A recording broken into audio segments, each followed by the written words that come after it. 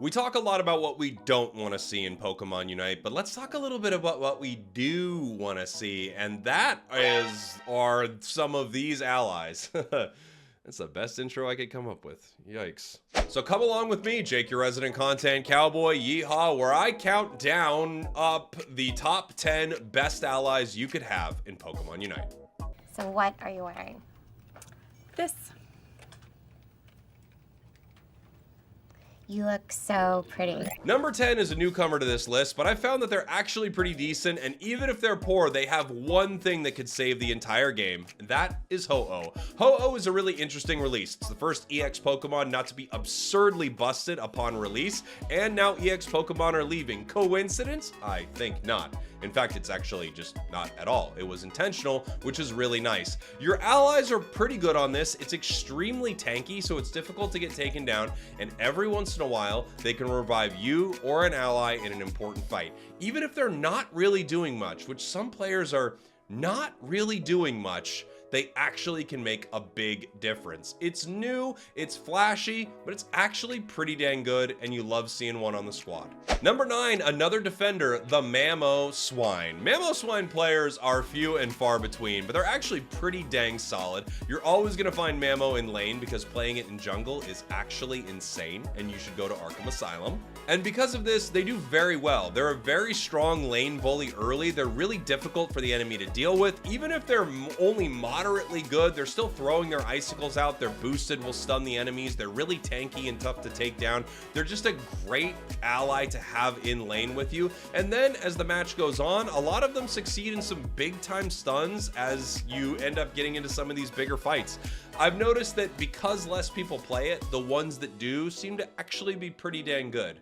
Good on you, Mamoswine. Number 8 is going to be an attacker, and that attacker is Delphox. Now, this is not Mystical Fire Flame Charge Delphox. This is Fire Spin and either other move Delphox. The fact of the matter is, Fire Spin is so unbelievably good that your ally can have no idea what's happening and still make a massive impact. And for my money, that's great. They don't know what's going on, and they're doing well. It's like a Forrest Gump situation with Delphox. This Pokemon also has a crazy low Unite move gauge, so you're able to see them kind of use a really questionable Unite for almost any other Pokemon, and the game doesn't punish them for it.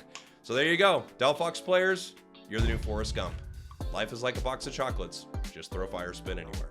Number 7, I have to give it up to Elvis Prestree. The big bad tree, Trevenant, is unbelievably good. It is so difficult to deal with. It is hard to be bad with it. Woodhammer, Hornleech, Pain Split, Curse, all of them are effective. This Pokemon is just a force to be reckoned with. A good one is amazing, and a bad one is still so unbelievably annoying. You have to be careful around it no matter what. And a lot of Trevenant players I think are pretty dang good. In fact, most players who play defenders often I think are pretty solid at the game, and they play their role better than most other roles. Trevenant, I love you, buddy, and I want you to be on my team. Trevenant. George is flawless. She has 2 Fendi purses and a silver Lexus. I hear her hair's insured for $10,000. I hear she does car commercials in Japan. Number 6 is Hoopa. Now look, there are a lot of players who won't take advantage of Hoopa. They don't use Hoopa portals. They don't even follow Hoopa's Unite move.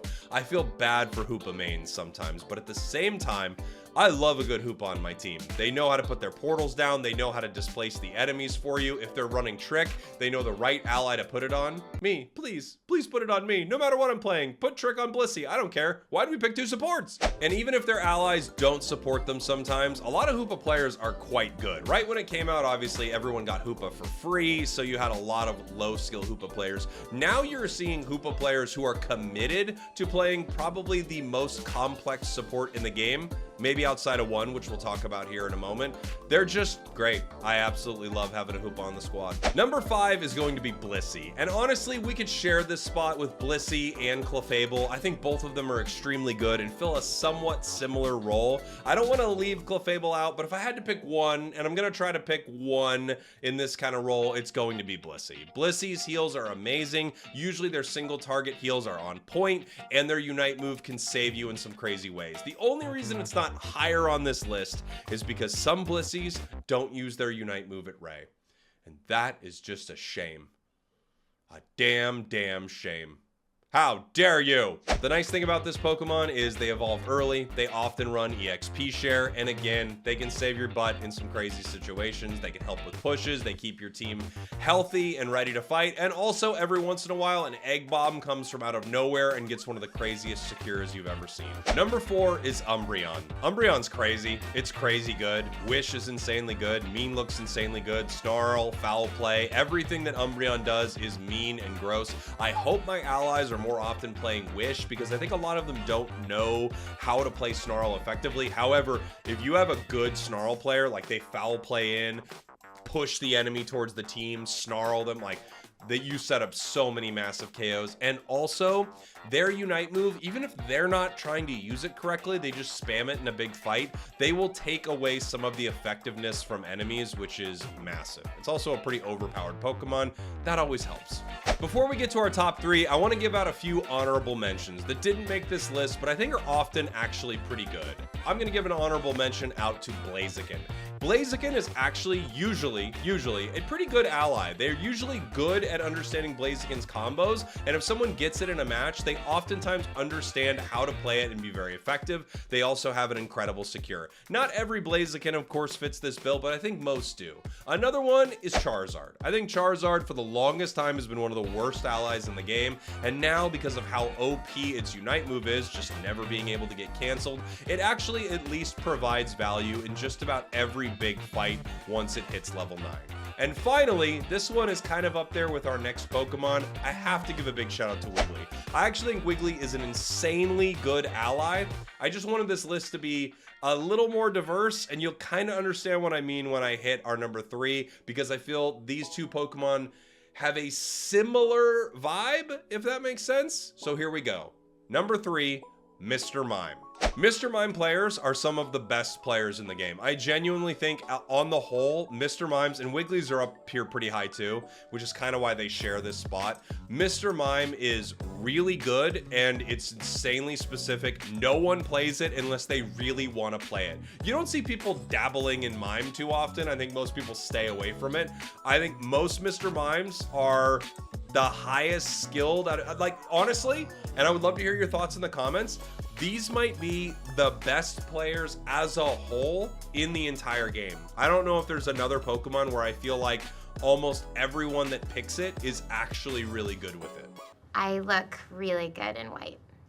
My number 2 and 1, I went back and forth on, and there was one thing that sort of turned the tide for me to give this my number 2 rather than this Pokemon being my number 1, which I'll talk about here in a second.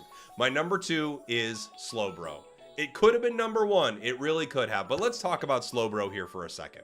Slowbro is insanely good, insanely tanky, insanely supportive, with one of the best Unite moves, if not the best Unite move in the game, right up there with a couple of the massively overpowered Unites that you see.